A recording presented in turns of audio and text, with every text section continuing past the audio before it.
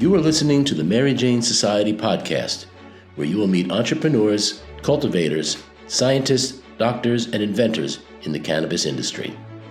I'm your host, Pam Schmiel, marketer and publicist in the cannabis industry. PHCANN International is one of a handful of European vertically integrated cannabis companies leading the way in establishing a trusted medical-first cannabis market. Last year, they partnered with Mike Tyson 2.0 to launch his products into the EU medical market. Today, our guest is Sasho Stephanoski, CEO of PHCANN. We talked about the European cannabis landscape and PHCANN's partnership with Mike Tyson. Let's welcome Sasho Stephanoski. If you could give us just an overview of the company and then your role there, and then we can get into all the questions. Okay, thank you very much for this opportunity. PHCANN International is a European-based company, Netherlands. The headquarters is in Amsterdam. We have companies across Europe in several countries. The production facility is located in Macedonia. It's state-of-the-art, cutting-edge production facility with the biggest capacity in Europe. We have production capacity up to 15 tons of dry cannabis flower. We have a wholesale and production company in Poland as well, PHCANN Polska. We have company in Germany, PHCANN Deutschland. We have company in Croatia. And we recently established company in Ukraine because Ukraine is our next focus in treatment of the patients in need, especially PTSD patients with medical cannabis preparations. PHCANN International is very well positioned in the European continent, but not only on the European continent. We export our products in several continents, like in South America, Australia. Our dominant markets, of course, are in Europe. Let's say we are focused on Germany, United Kingdom, Poland, Czech Republic, and we are looking forward to any market which is emerging on the medical cannabis scene. As I said, our company is standardized in terms of pharmaceutical standards. We have EU GMP certificate for the production facility and all the companies in our system. That's why we are able to deliver cannabis products in Europe and worldwide. We are one of the first companies that have the Anvisa Brazilian certification for the pharmaceutical producer, and we are in the process of registering products on the Brazilian market. We also have in possession CUMS, Control Union Certificate, published by the Israeli authorities. So basically, we have all the certification needed to operate our business worldwide. Yes, that's about the certification, but the foundation of our company and one of the strongest points is our human personnel engaged in the company and in companies in general. We tried this years to engage into the business setup, top of the tops in every country that we operate, and we are embracing all the quality personnel, especially from the pharmaceutical industry, trying to join to the cannabis industry and help us building a great foundation for the cannabis industry, especially in Europe. So my name is Sasho Stephanoski. I'm Group CEO of PHCANN International. As I said, I have many years of experience, diversified portfolio. Before joining into the cannabis industry 7 years ago, I was involved in the pharmaceutical industry, in the health sector as well. I was leading one of the biggest health insurance funds in my country, which gave me significant experience leading PHCANN International in growth in Europe and worldwide. Wow, that's interesting. So I just want to touch on a point you were just saying that you're building relationships in these different countries with like the pharmaceutical or people outside the industry. In the United States, they're not quite ready yet, but are, given the regulations, but also in Europe and the world, it's very restricted as well. What are you seeing in response to pharmaceutical companies or other companies that want to get into the cannabis industry around the world? Basically, we see our company at the forefront of breaking the stereotypes and closing the gap between conservative pharma industry and the cannabis industry. Basically, we are shaping cannabis industry to the prisms of pharmaceutical approaches and pharmaceutical standards. We try to deliver to the patients pharma-grade products.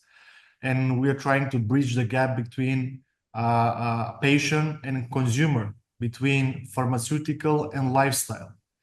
And we are doing well because as we work with the state officials, as we work with the medical doctors, as we work with pharmacists, as we work with the distribution channels in Europe and worldwide, step by step, we are bringing the cannabis industry closer to their system, to their ecosystem, and we try to have, let's say, sustainable business, and not only business, but sustainable relationship.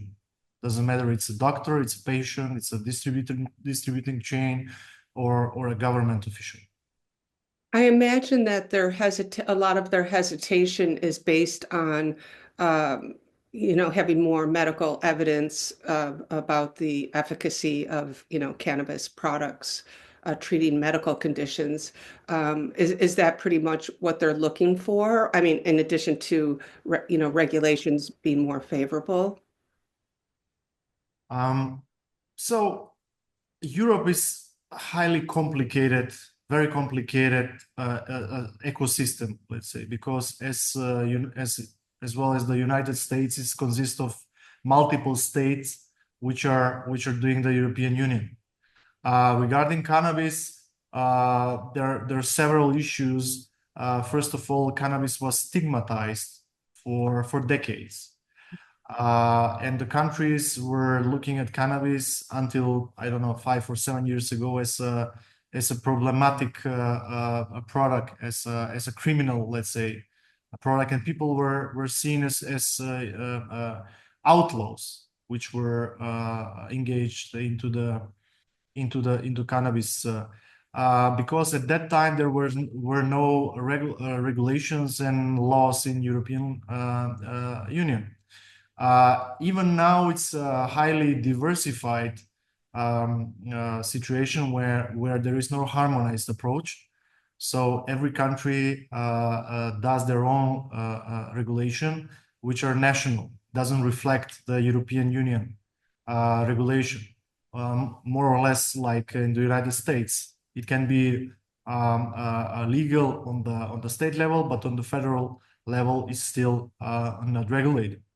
So we are trying to advocate. We are trying to share our view on the medical cannabis, the benefits, and also the business aspects to the governments as well, and how we can tackle together the stigmas, how we can break the stigmas, and how we can bring the cannabis to the patients and bring some relief to some of their condition. We never say that we have a medicine or cure for something, but we always say that cannabis can bring a better quality of life, can take the pain away, can help with some neurological disorders, can bring to the patient a human treatment situation where we can affect their day-to-day activities in a good way. Right, right. So the same as what we're experiencing here, I'm sure. Right. Okay. So so you're vertically integrated. Where are your grow operations?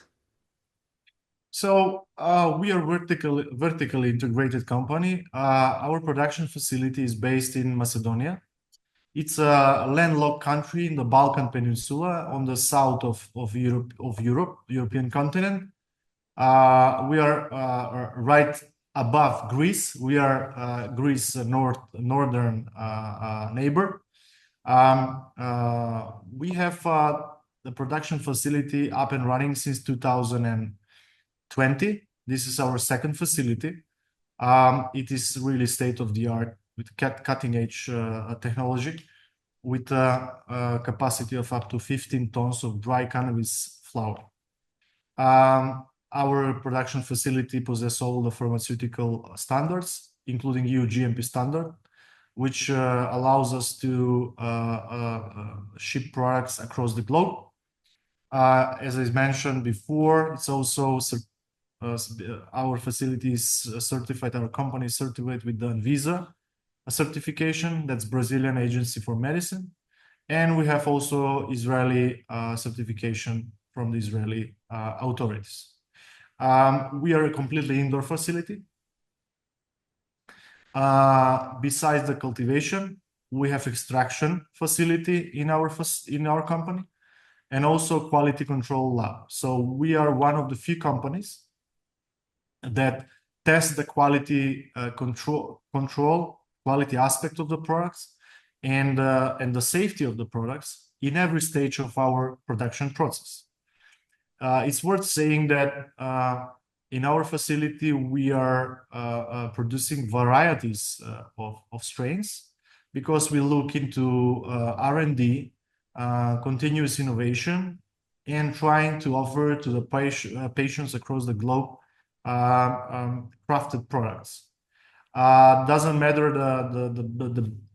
the big capacity we have. We focus on every single bud flower individually, because we do hand trimming. We don't use any machine into the trimming process. We are crafting the product to match the premium criteria and to be a premium product. In terms of how we ship products, we have varieties of opportunities. So we ship either in 10 grams jars or aluminum foil up to 100 grams in the markets. We sell the products in pharmacies, because in Europe it's very specific situation. All the products are being sold in pharmacies. So it has to be a prescription of a doctor, and then the patient goes to the particular pharmacy, and then he is served with the particular product. This also refers to the extracts. As I said, we have an extraction facility as well, also fully certified. We have registration of our extracts also across Europe and the markets that we operate. We have a significant portfolio of extracts, 15 plus formulations. Yes, we operate more or less on the same markets as for the flowers. So, but as I said, I mean, how we see PHCANN, I'll try to explain in more comprehensive way. PHCANN International, we see as a European and soon a global leader in the cannabis industry, because we have a big plans. We are headquartered in Amsterdam, and the cutting-edge production facility is located in Macedonia. We have our wholesale and production facilities as well in Poland, in Germany, in Croatia, and now we acquired company in Ukraine. Our mission is to deliver high-quality, sustainable, and innovative cannabis solutions that cater to both medical and consumer needs. We intend to bridge the gap between medical advancements and evolving consumer preferences. And this is very important, because this is my motto, which I was speaking about this in multiple conferences that I was participating during 2024. So we are trying to build a trusted brand across Europe, and not only Europe, but the markets that we try to approach. So at the core of our strategy is the cultivation of strong partnerships, pioneering entry into emerging markets, and the continuous development of innovative products, as I emphasized. Our focus is not just on navigating to the existing regulatory landscape, but also shaping the global cannabis narrative. This is very important for us, and we try to approach to any state official that we can across Europe and globally to advocate about the cannabis legislation and medical cannabis legislation. So we have a long-term vision to make cannabis more accessible, but its quality uncompromised, because we are trying to set, as PHCANN, we are trying to set benchmark for compliance, operational excellence, and industry leadership. That's why we're investing so much into the standardization and all the certification that we acquire as a pharmaceutical company.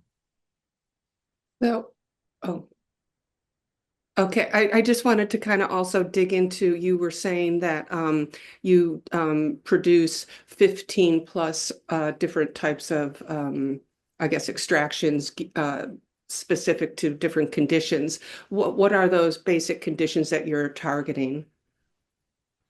So we extract the cannabis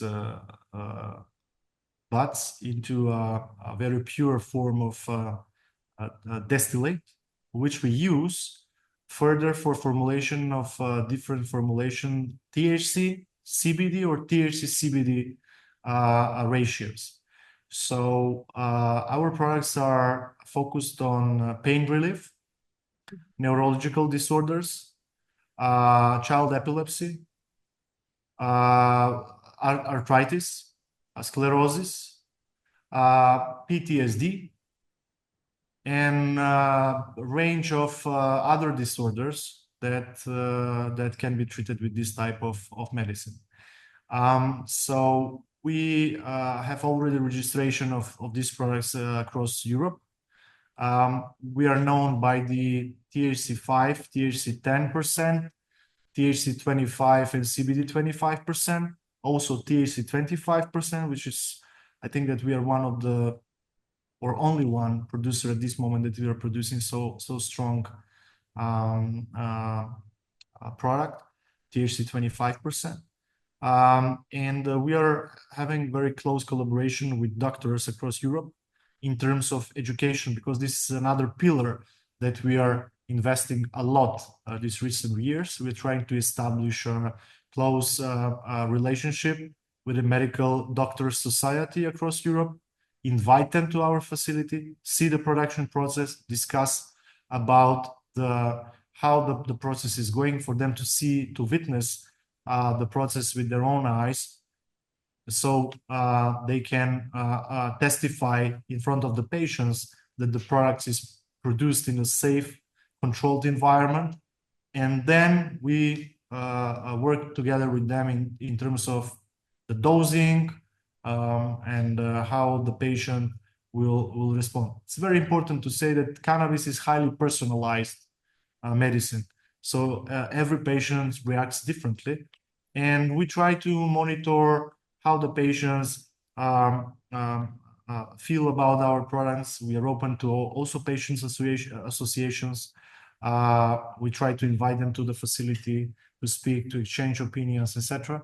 Because we are improving with every month, let's say. We're improving all the time, and we are open, we are transparent, we are open, and we try to share our knowledge and also to have a feedback about what we are doing in the markets. Do you have any pilot programs going on for consumer pilot programs on how they respond to different of your products and the different conditions that they have?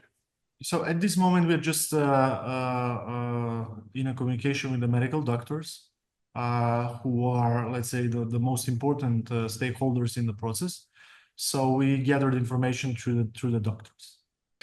So as far as the supply chain across Europe, I guess mostly in Europe, since it's developing, where do you see the bottlenecks, if you could, improve efficiency in your company? What's because I've heard from talking to other people, say for instance, one example is the bottleneck in the pharmacies and compounding. They're discovering that a pharmacist, I guess a pharmacist is required to at least oversee the compounding process or to do it themselves, and that they can't physically compound all the products that are coming through. So I don't know if that's being solved or there's other problems. Just curious. Yeah, so when we speak about cannabis in Europe and the production facility, of course, there are many challenges. I mean, the production process itself is it's complicated. First, you need to produce a product which is fulfilling all the criteria written in the European Pharmacopoeia. The COAs published for the products needs to meet all the criteria and to be within specification. Then the logistics. As we discussed, Europe doesn't have harmonized regulations about cannabis. Every country has national regulation. In some country, there is a regulation about medical cannabis. In some, there is not. So the logistic is dependent on that as well. For the countries which have medical cannabis regulation, then the bottlenecks, as you said, as you emphasized, could be at the retail, let's say, aspect of the products in the pharmacies, and how the pharmacies is exposed to patients which have interest to take the product through their pharmacy. So is the time for preparing of the product by the pharmacies enough, or it's not enough? But that's why we try to have a smart approach. Our biggest market in Europe at this moment is Germany. A good thing in Germany is that since April 1st, Germany changed the model and have decreased, downgraded the cannabis from the opioid list to get to the regular list. And now people are more aware that they have cannabis available, but also help the pharmacies, because now the requirements for the pharmacies are lower than before. So more pharmacies now can handle products, which means the pressure from the patients to the pharmacies, let's say, is very well distributed across Germany. So at this moment, I would say the situation is stable. We don't see any big obstacle. For the let's say markets that we have, which are outside the European continent, like Australia and Brazil, there we rely on the routes of the commercial airlines for cargo shipments, for the products, and of course the companies that are doing transportation, because also transportation needs to be covered by certain certificate, in this case, good distribution practice certificate. And most of the companies, us as well, we are outsourcing the transportation. And then the transport is completely the responsibility for the pharmaceutical transport, which cannabis also is included, is on this type of certified companies, which try to deliver the products from A to Z into the pharmaceutical environment. Of course, their partners and our partners in this process are the commercial airlines, and we rely on the commercial airlines how we ship products, let's say, to Australian and South American continent. So I would say the bottlenecks are happening at this moment for the companies which are not operating in Europe. So I see a bigger problem on their side, because we are positioned in Europe and everything is within 2-hour flight from the production facilities in Macedonia. So we are, let's say, in a stable situation regarding that now. Right. Okay. And then do you sell your products online through an e-commerce? I know, well, it's different than in the United States. We are not allowed to sell e-commerce. We cannot ship our product. It has to physically be picked up in a dispensary retail operation. And I know that you sell, I guess, in Germany. Oh, yes, I have to say that we comply with the regulations in every country.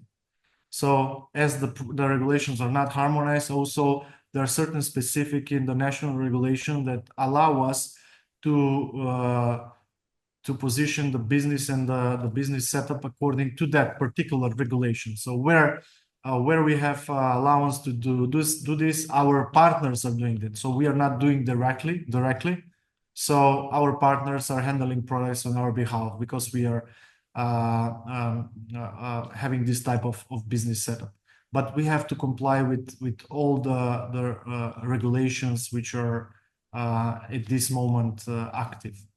And we are very careful about this, very careful. Yes, yeah. And then I do know that there are a couple companies in Germany that are vertically integrated and also have the e-commerce operations and bringing in other people's products like yours, which is similar in the United States, where some big dispensaries also have their own products and bring in other products. Do you see any conflict of interest or problem with your company getting saturating, or I'm sorry, integrating into Germany with as I said before, with the changes of regulation since April 1st, 2024 in Germany, cannabis was removed from the list of opioids, and there were more options for companies operating in Germany, how they can handle the product, and actually how the patients, the consumers can be more can be aware of the cannabis. Because at this moment I want to share something which is very important in Europe. There was a survey done in Germany and UK in 2023. And the two surveys, which were independent, showed more or less the same results. Only 20% of the population of UK and Germany was aware that they have medical cannabis available for treatment of some of their conditions. Why? Because at that time, cannabis was treated as opioid in UK and Germany. So it was very limited how you can market the product. Actually, it was forbidden to do marketing on the opioids. So the general population was not having access to informative channels how to understand that they have these new products available. After declassification in Germany, this improved. So of course, business will find its way, of course, to comply with all regulation, how they can approach the patients, I would say, more openly, and to introduce the products to the general population. But at the end, they need to have the prescription.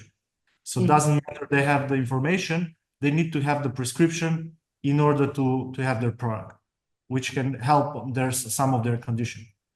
In a nutshell, the changing of regulation in Germany helped a lot for the population, especially in Germany, to raise the awareness of having the medical cannabis available for their condition. Right, right. I guess that'll just take time. And then I've also seen that Germany's going rogue and opening all these dispensaries. I don't know if they're legal, but looks very similar to dispensaries in the United States, not pharmacy type. So anyway, the word will be getting out, I guess, as things are going. So I mean, I would here, because I mentioned percentage in UK and in Germany, I would say that if you see the European situation, you'll see that only if you count actually the number of people living in the countries where medical cannabis is available, you can calculate around 20% of the European population has access to medical cannabis. But if you calculate that only 20% of them really know that they have medical cannabis available, you'll see that out of 740 million people living in Europe, only 20 million, 30 million, I don't know, are aware that they have medical cannabis available. And this is supporting my thesis that the medical cannabis industry in general in Europe is at the very early beginnings, which gives us a huge opportunity for us as a company, as a cannabis community, to try to build the market. Yeah, right. To bring the information to the public, to educate them about the cannabis, to share with them that cannabis can be a pharmaceutical grade product that can be produced in a pharmaceutical environment, that can be distributed to them via distribution pharmaceutical channels, that can be delivered to them by a educated person, and that they really can benefit for their medical condition by having suggestion, prescription, and recommendation of the doses for their condition. So this will be a long process, but for sure we made the first step. Yeah, right. You're first in there. Yeah, absolutely. Germany is now about to launch their retail pilot programs. Do you have any insights on that or comments about that? So how's that going to work? Yeah, so it's very important to say that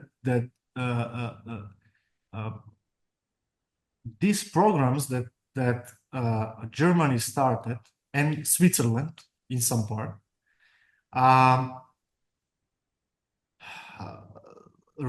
focuses on the regional trials with comprehensive data collection.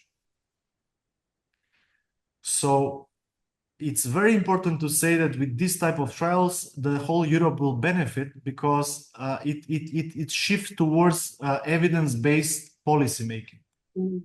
So if the trials in Germany and in Switzerland are successful, it will give a certain credibility to the government in Germany, but not only to the government in Germany, Switzerland as well, and all other countries which are thinking to change the regulation for the cannabis, to use this data to shape the policies regarding medical cannabis. So this can serve as a blueprint for other countries considering medical cannabis regulation, legalization, and to emphasize the importance of regulatory rigor in shaping sustainable markets. It's very important for the companies, because, as I said, more and more people will get aware about the cannabis. Right. And more people will understand that it can help them in some condition. It seems like a great program, and I think the way Europe is going, around, introducing cannabis, I wish we were doing the same thing here. I mean, I always believe in synergy.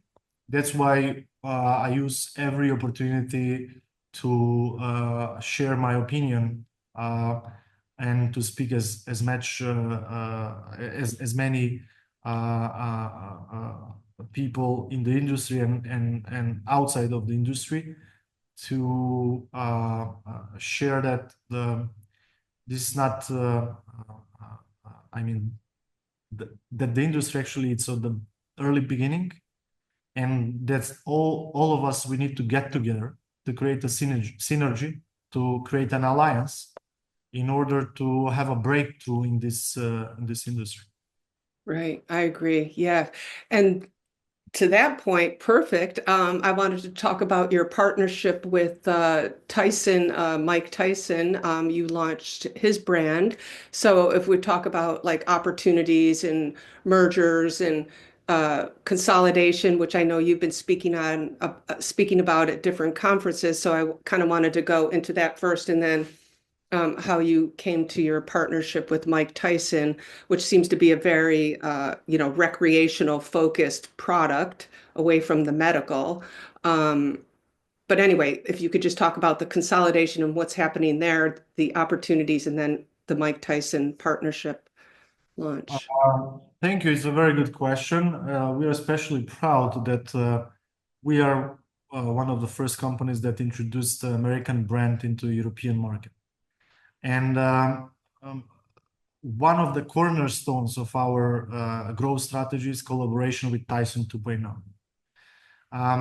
So this this partnership unites the iconic, globally recognized brand is of Mike Tyson, an iconic figure of Mike Tyson, which with our PHCANN expertise in cannabis cultivation, production, and distribution, of course. Um, this collaboration marks a transformative moment for PHCANN, enabling us to bring Tyson 2.0 brand and Tyson 2.0 products to Europe, which is a market that demands stringent compliance and high-quality offerings. So leveraging our established supply chain that we discussed, adherence to EU GMP standards, and deep knowledge of the European regulatory environment, of the European mentality, we positioned Tyson 2.0 brand as a premium brand on the market. So this partnership exemplifies our commitment to innovation, brand building, and connecting with diverse consumer bases while expanding our footprint in a fast-evolving industry. And I want to comment on what you said about recreational. So for us, Tyson 2.0 brand in Europe is not recreational. So it's a pharmaceutical grade medical product that we ship across Europe through a pharmaceutical supply chain, and it's being delivered to the patient via prescription and through pharmacies. But we used Tyson 2.0 brand to bridge the gap between what you said, what is understanding in US for the cannabis, and what is understanding in Europe for the cannabis. So actually, we made a synergy about the brand name and the type of the product, and we implemented cultural resonance on the product in Europe, and yes, we see a great progress, and we are very satisfied how the patients reacts to this brand. Oh, so that's so interesting. So, how long has it been in the marketplace there? So we launched the product we announced the products in June, and we did the shipments in July 2024. Okay, so about 6 months almost that it's been in the marketplace, and people know who he is, obviously. So, are you getting any data on who, like the demographic of patients who are gravitating towards his brand?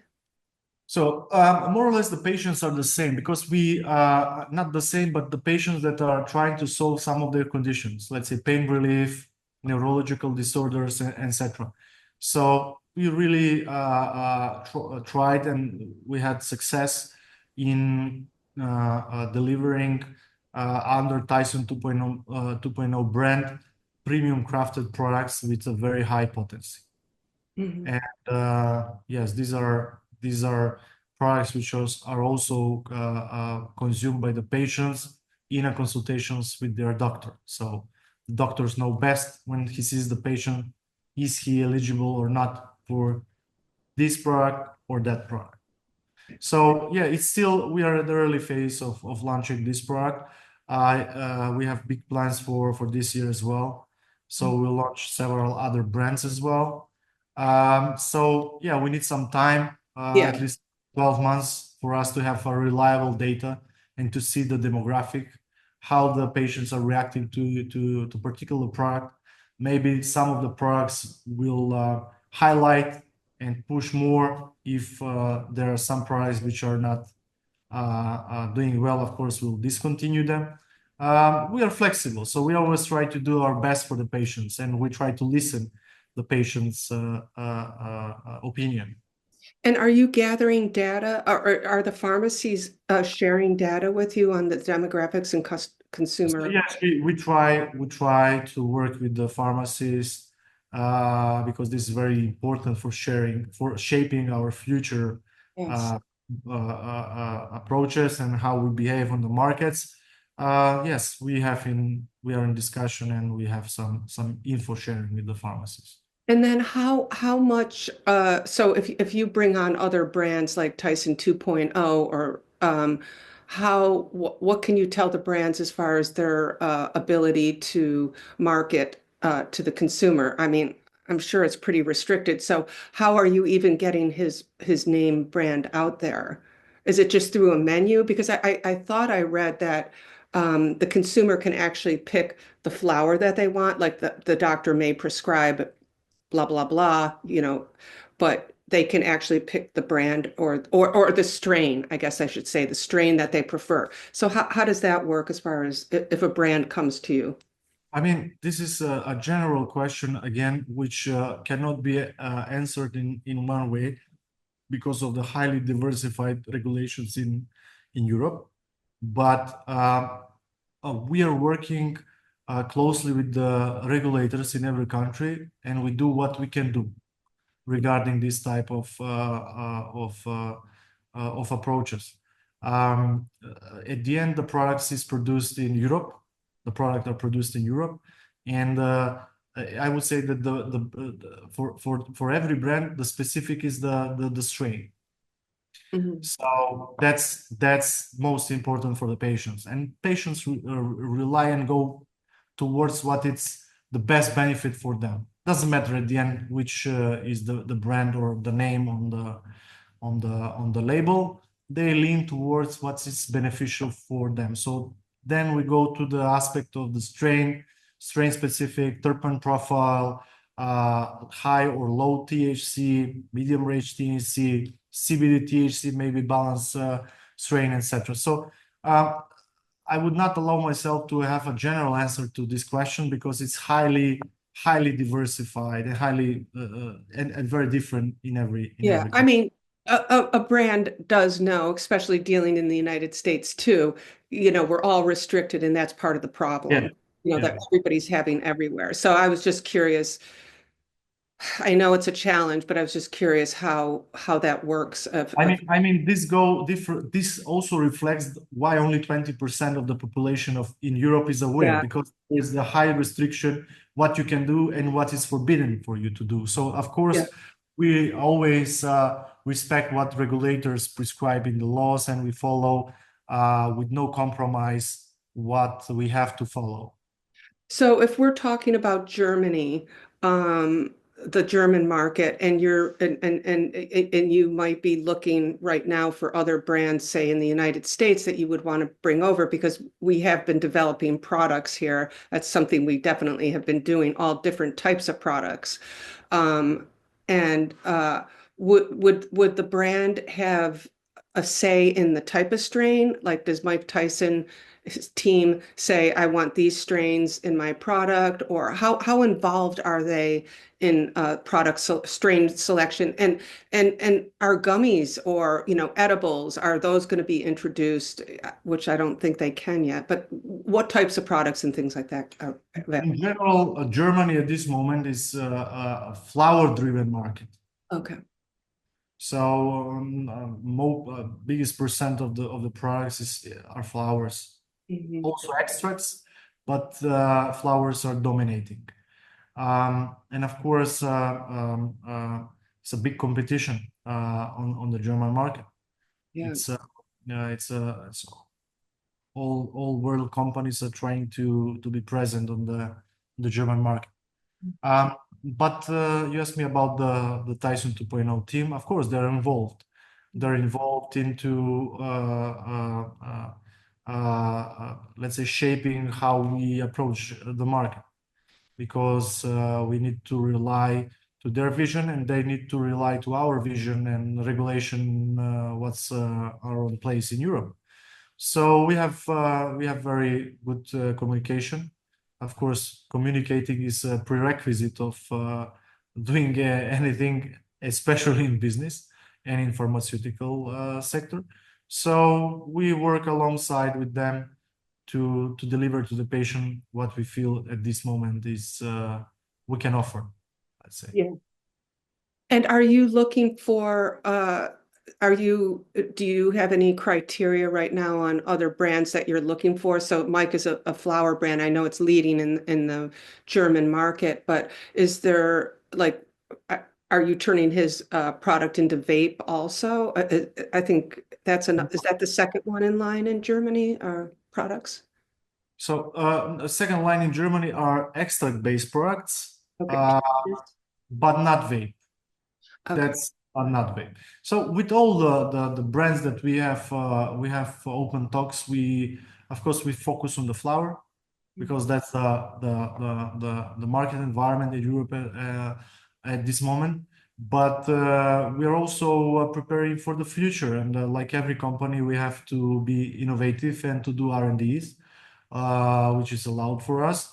So we'll be ready to tackle every market when the market is ready for different form of products. But this reflects very important thing. Finally, United States industry and European industry can come together and join forces and can doing some business ventures together in Europe, let's say, and after Europe, of course, Australia and other parts of the world. That's I see this as a very positive momentum for the industry where we can craft, let's say, US brands, well-known brands, which are on the market in US, and let's say try to replicate them in Europe, and the European patients can, I mean, be part of that culture as well. Doesn't matter they're patients. Okay, so right, that makes sense. So I guess winding down, I feel like we've covered everything. Is there anything else that you want to say to us that? So yeah, I've touched, maybe I covered most of it, but you know, I'm always insisting that we as companies and as industries, we need to emphasize the role of the medical professionals, because without medical professionals, this industry doesn't have a future in terms of building credibility to governments, etc. So we insist of education, we insist of transparency, and we insist of collaboration. So that's our motto, and that's how we try to evolve and grow. I want to use your media, this podcast. Very grateful for the opportunity you give me to speak on this podcast, and let's get together and advocate together for this industry in Europe, and it's a significant potential for the American companies. Yes, we're waiting. They're all waiting here. They want to come over. You know where to find us. No, really. I mean, they're all busy here trying to, keep their heads afloat. As far as the profit margins are very small here, but certainly everybody wants to know what's going on over there and what the opportunities are, for sure. So, and once the Europeans and the Americans converge, it's going to be great.